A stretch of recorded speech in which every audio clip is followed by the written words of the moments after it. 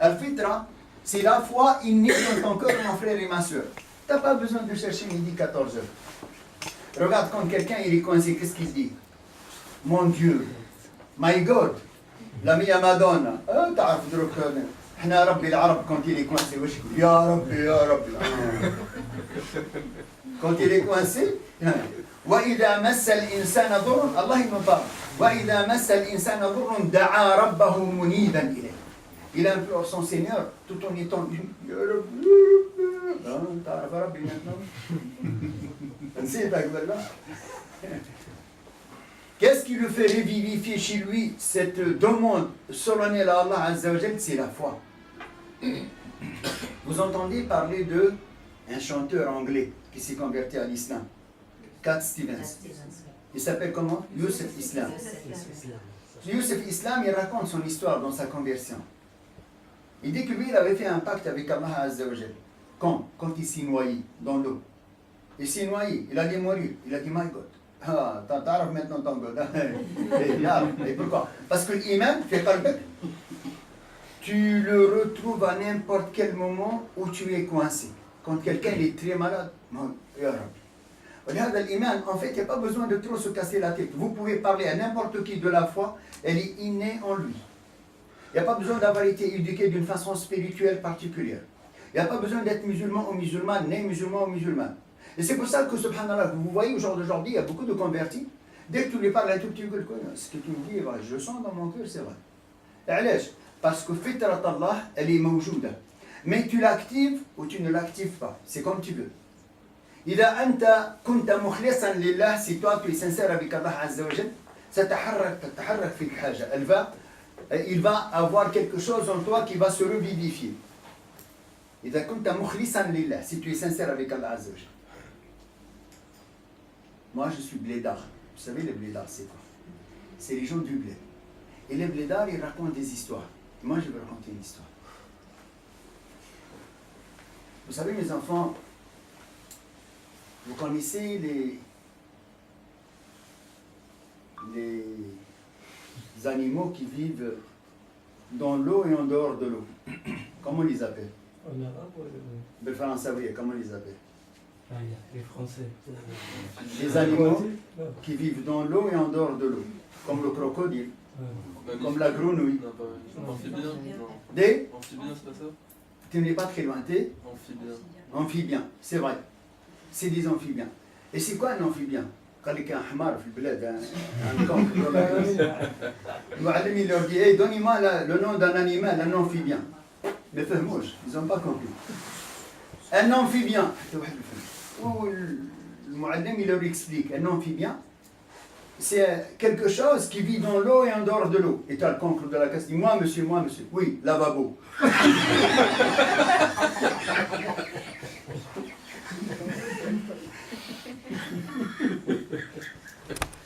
Ça se passe, mes enfants, retenez bien cette histoire.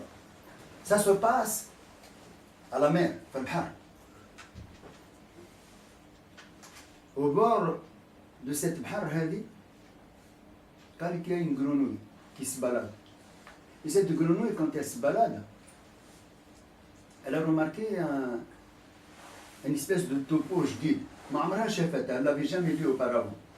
Elle a vu qu'il y a un pêcheur, il est venu avec son fils, il a installé un barbecue, une espèce de tapis, il a un pied poste, il a un petit son chat, il a amené son chat, tranquille, il a amené sa canne à pêche, il a amené des hameçons, des bouts de verre, il commence à amorcer les bouts de verre dans les hameçons, et il lance ça dans l'eau. Il servait le bouchon.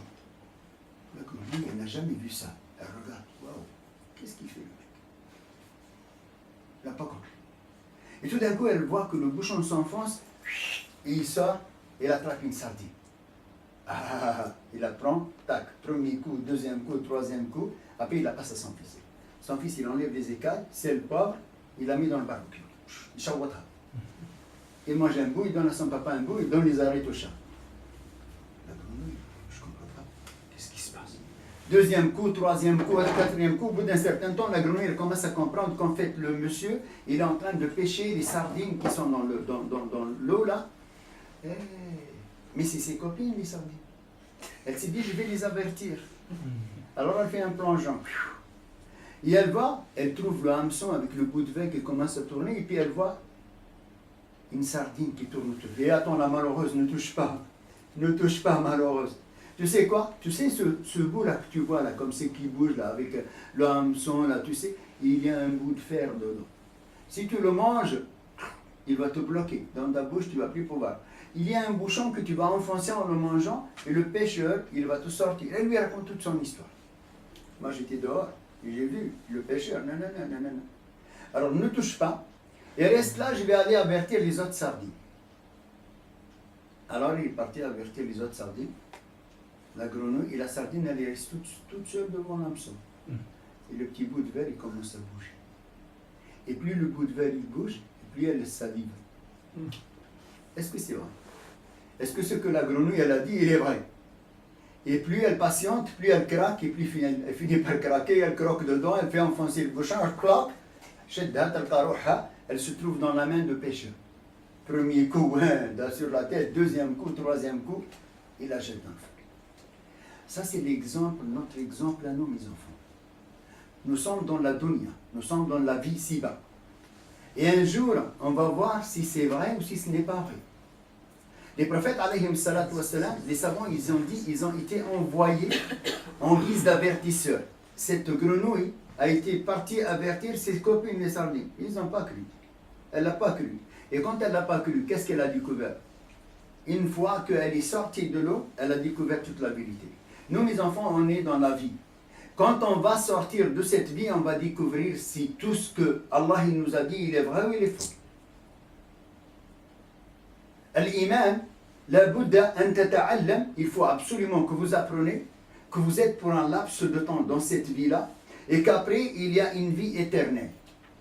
Fariqun fil jannati wa fariqun fis sa'i.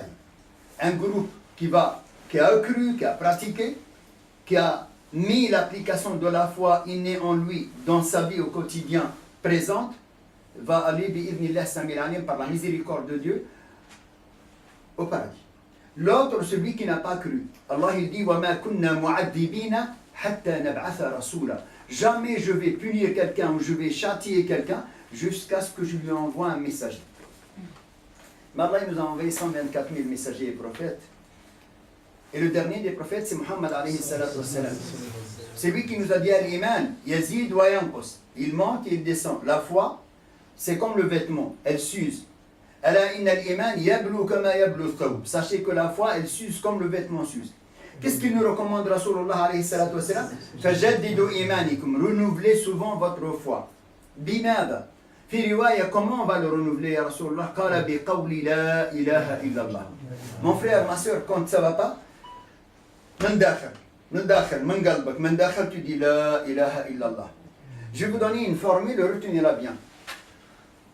Quand tu as un doute, quand vous avez un doute, vous dites raditu billahi rabban wa bil islami dinan wa bi muhammadin sallallahu alayhi wa sallam nabiyyan wa rasula. Je vais essayer de traduire.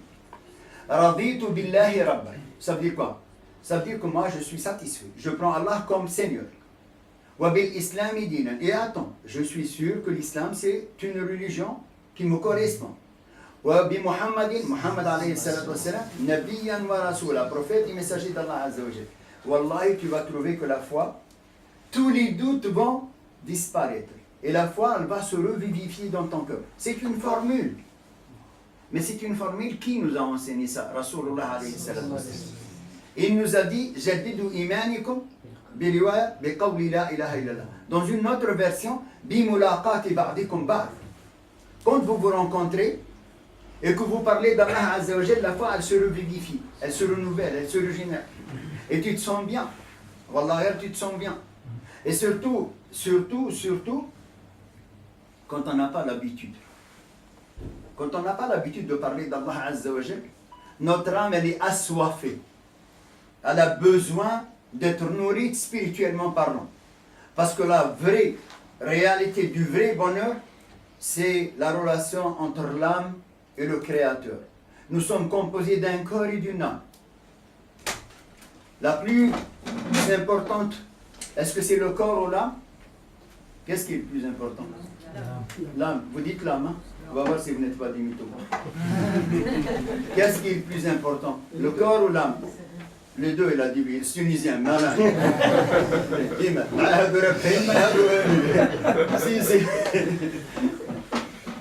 Mes enfants, tout le monde te dira c'est l'âme. Mais là où je vous dis, là où je veux arriver, retenez bien ce que je vais vous dire. Là où je veux en venir, c'est que si on dit que c'est l'âme, il va falloir qu'on soit honnête avec soi-même. Quand tu ouvres tes yeux le matin, et la première des choses, qu'est-ce que tu fais? Tu vas te laver le visage, tu vas te doucher, tu vas te préparer. Tu t'occupes de quoi? Du corps, tu nettoies le corps. Après petit-déj, c'est toujours le corps. Après le repas de midi, toujours le corps. Le repas du Acha le soir, toujours le corps. Le goûter d'après-midi, le corps. L'âme, elle est où? Elle est où sa nourriture? L'âme, sa nourriture, elle se commence normalement pour le croyant que tu es, pour la croyante que tu es, elle commence dès que tu ouvres tes yeux. En disant Alhamdulillah, alladhi ahyani ba'da ma amatani. Je louange à Dieu, celui qui m'a fait revivre après avoir été mort ou morte. Et là, tu aurais commencé par la nourriture de ton âme dès que tu ouvres tes yeux. Et cette nourriture de l'âme, dès que tu ouvres tes yeux, va te donner un bonheur particulier. Elle va te donner une garantie de bien vivre et bien mourir. Pourquoi? قال النبي عليه الصلاة والسلام, retenez ce hadith, prenez-le. قال النبي عليه الصلاة والسلام, من ابتدأ يومه بخير, celui qui commence sa journée par un acte bien. وختمه بخير, il le finit par un acte bien. Retiens bien mon frère et ma soeur. Celui qui commence sa journée par un acte bien et qui le termine par un acte bien. تقول الملائكة, الله أكبر. هذا رب سبحانه وتعالى يخبر الحفظ الملائكة, يقول لهم رب سبحانه وتعالى امحوا ما بين ذلك لعبدي. من ابتدأ يومه بخير, celui qui commence sa journée par un acte bien. Dès que tu ouvres tes yeux, tu dis Alhamdulillah alladhi ahyani ba'da ma amatani wa ilayhi an-nushur. Vous savez qu'est-ce qui se passe? Il se passe que le shaitan, il n'a pas de pouvoir sur toi. Vous savez que quand vous dormez le soir, le shaitan, il vient, il fait 3 nœuds sur vos têtes. Vous le savez ça ou pas? Wallah, il fait 3 nœuds. Vous savez, il y en a, hadith de Nabi alayhi salatu wa sallam. Il y en a qui fait pipi dans son oreille, le shaitan. L'autre, il peut me dire le matin, moi je me suis réveillé, il est venu pipi, ça vous là. Vous savez pourquoi le pipi de shaitan, vous ne le sentez pas? Parce que c'est de gaz. Si vous apprenez un petit peu la vie des djinns, comment ils sont, le shaitan c'est un djinn. Iblis, Abu al-Jinn, c'est le père de tous les djinns.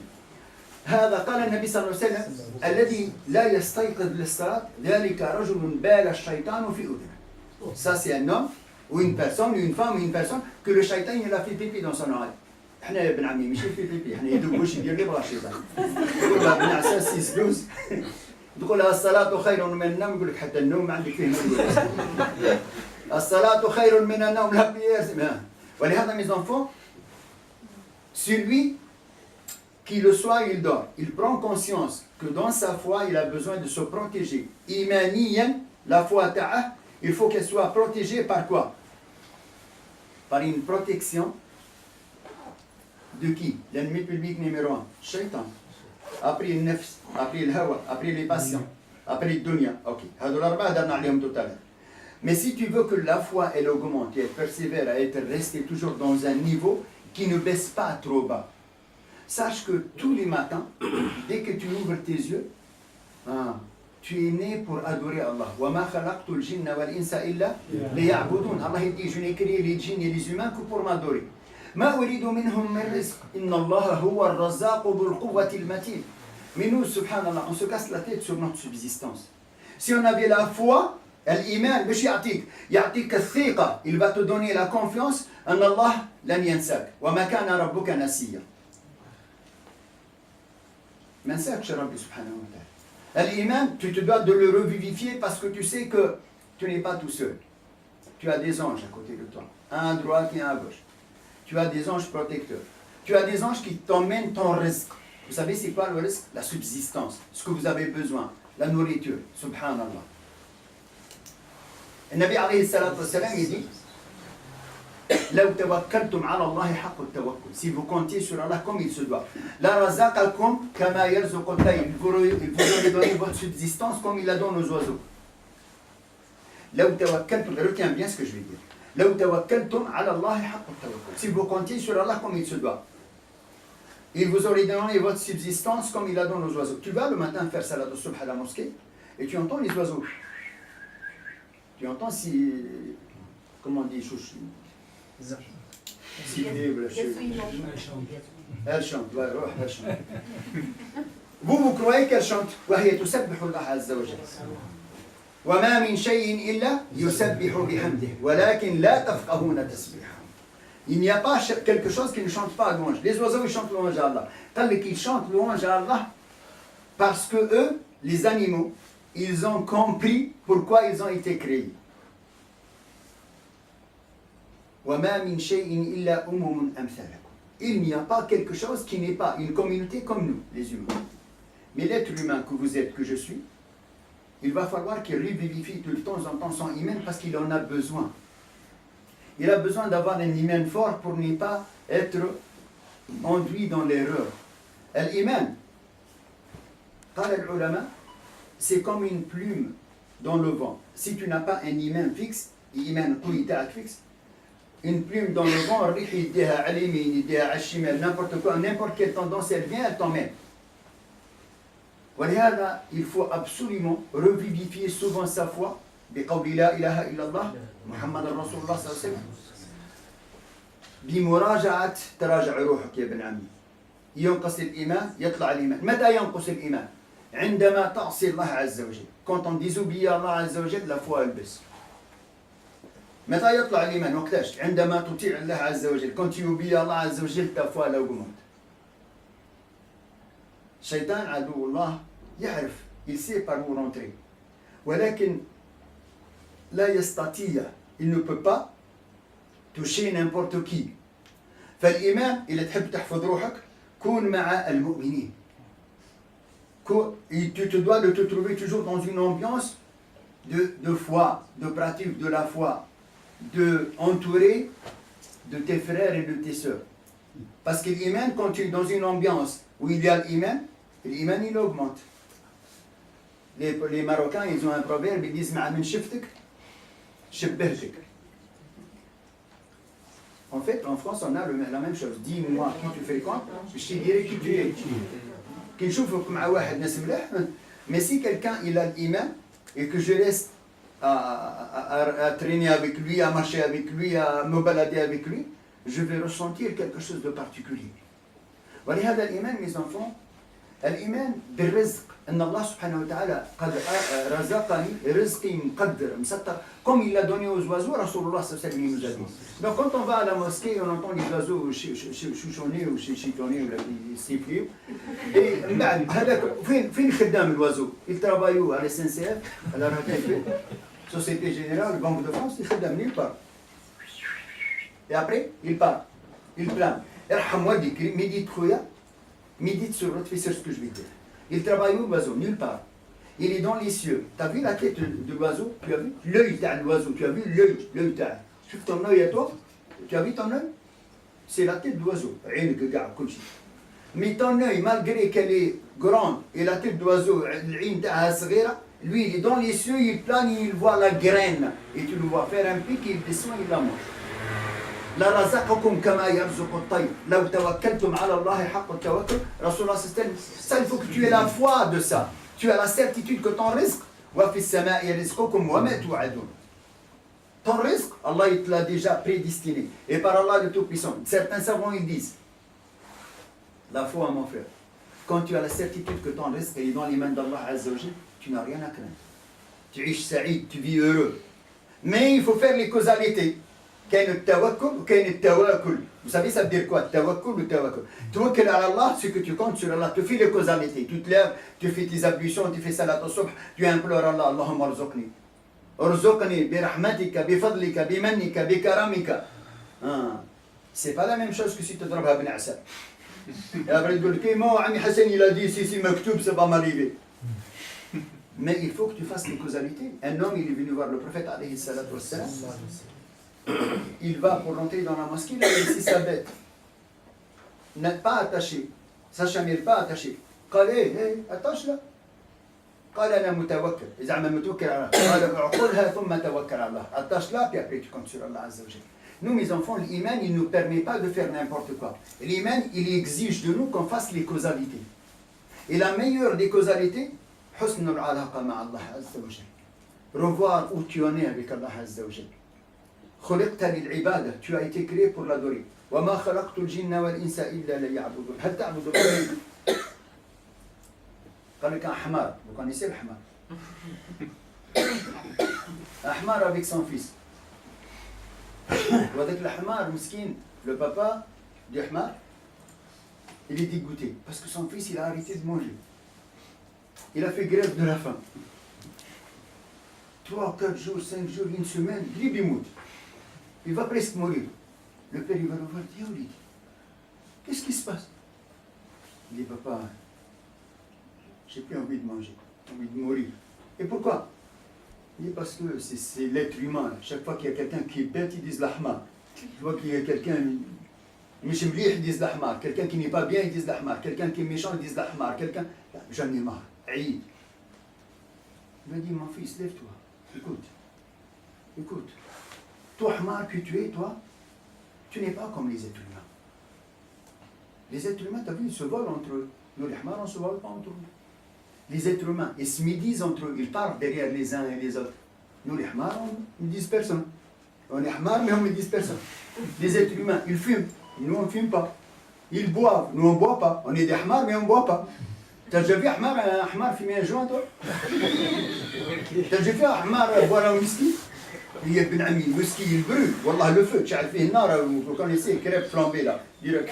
T'as déjà vu un ahmar? Ça n'existe pas. Alors il lui dit chaud. L'être humain, lui, il est bête. Regarde, il se faut bagarre entre eux. Nous, on n'est pas comme ça. Il lui dit, écoute, toi, tu es un ahmar, fils de ahmar. Alors lève-toi, calcule les pas et marche. Et comme ça, tu auras des qualités de ahmar. Pas les qualités de l'être humain. Avec le ahmar, il dit, voilà, il a raison, mon père. Il vient de comprendre que l'ahmar, tout ahmar qu'il est, il a des valeurs beaucoup plus importantes que des fois certains humains. Voilà, mes enfants, vous n'êtes pas des ahmar. Vous n'êtes pas des ahmar, n'est-ce pas? Et vous n'êtes pas des imbéciles. Je vous ai raconté l'histoire de l'imbécile.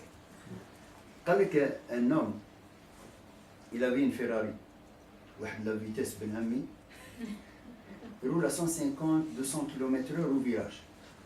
Passe au virage, il rate le virage. Une de ses roues, elle part. Il freine tant bien que mal, il se trouve devant l'hôpital du Fou. Et la roue, elle est 400-500 mètres plus loin. Descend, voit la roue, il va la récupérer, il vient. Et le problème qu'il a, c'est que maintenant il a une roue, il n'a plus de boulons. Tous les boulons sont éjectés. Il regarde s'il n'y a pas un garage au hôpital de Fou. Pas de garage par là, pas de garage. Il voit un fou à la fenêtre. Et le fou lui regarde et dit, t'as un problème toi? T'as un problème? Il dit, oui, j'ai un problème. La roue, il est parti, je l'ai récupéré, puis il bosse. Il dit, mais c'est pas un problème. Tu vois, il te reste 3 roues. Chaque roue, elle a 4 boulons. Tu prends un boulon de chaque roue, tu auras 3 boulons en plus, tu pourras fixer ta roue. Ah, il lui regarde, il dit, dis-moi, excuse-moi, tu es un fou, toi? Il a dit, oui, je suis un fou, mais je ne suis pas un imbécile. Vous êtes musulmans et vous êtes musulmans, mes enfants. Vous ne devrez pas être des imbéciles. Vous ne pourrez pas espérer aller au paradis sans faire d'efforts. لا تستطيع أن تصل إلى الجنة إلا بالجهد. إذا عندك الإيمان mon frère, ما تكذبش على روحك. Ne te mens pas à toi-même. Dis-toi qu'Allah Azza wa Jal, il a dit ألا إن سلعة الله غالية. ألا إن سلعة الله الجنة. Sachez que la marchandise qu'Allah il a préparée pour vous, mes enfants, que vous soyez des hommes ou des femmes, elle est chère. Tu ne peux pas accéder comme ça à le Jannah. Le Jannah, ce n'est pas Carrefour au champ de charret ou de... Non. ألا إن سلعة الله غالية. بماذا ندخلها يا ربي؟ بالإيمان. الإيمان. لابد أن تحافظ على الإيمان. Il faut absolument que vous vérifiez votre degré de iman. Tu ne peux pas me dire الإيمان عمي حسن عندي الإيمان في القلب والأعمال مخالفة للإيمان. Si les actes sont en contradiction avec l'iman, تكذب. Tu te mens à toi-même. ما تكذبش علينا احنا، تكذب على روحك. Tu te mens. ولهذا الله عز وجل mes enfants il vous a permis ce soir d'être assis dans une assemblée où je vous parle de la foi. Et la foi, c'est quelque chose qui monte et qui descend, comme la bourse. Et pour qu'elle ne tombe pas trop bas, il faut lire le Coran. La première des choses, اقرأوا كتاب الله عز وجل.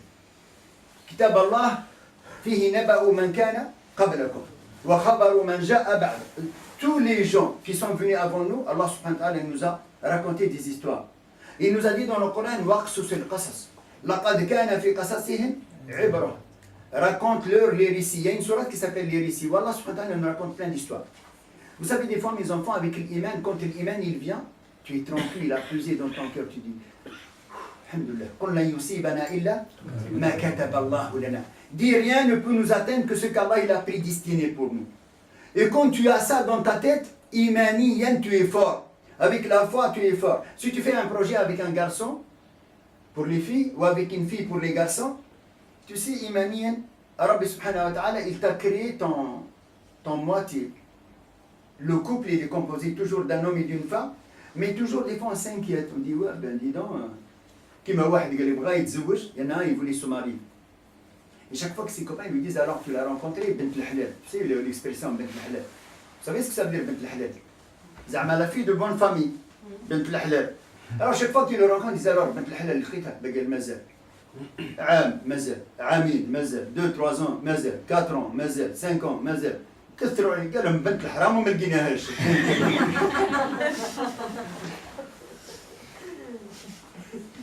Quand tu as la foi, tu sais, Allah il t'a dit وَمِنْ آيَاتِهِ أَنْ خَلَقَ لَكُمْ مِنْ أَنفُسِكُمْ أَزْوَاجًا لِتَسْكُنُوا إِلَيْهَا. وَمِنْ آيَاتِهِ, parmi ces signes, il vous a créé des époux et des épouses pour que vous cohabitez ensemble. Tant que cette personne-là n'a pas été prédestinée pour toi, tu peux faire 50 000 causalités. Si ce n'est pas elle, Wallah, ça ne marchera pas. Alors là, j'ai une belle histoire à vous raconter. C'est une jeune fille. Moi, je lui ai présenté quelqu'un. Je lui ai dit, tu sais quoi? C'est un beau gosse, machallah.